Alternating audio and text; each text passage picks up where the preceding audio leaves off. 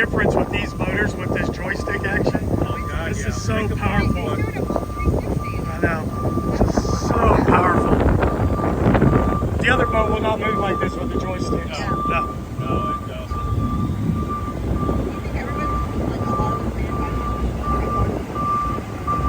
Within, you know, the proprietary nature of what we allow to, because it's sort of like, they sort of took this idea from Volvo.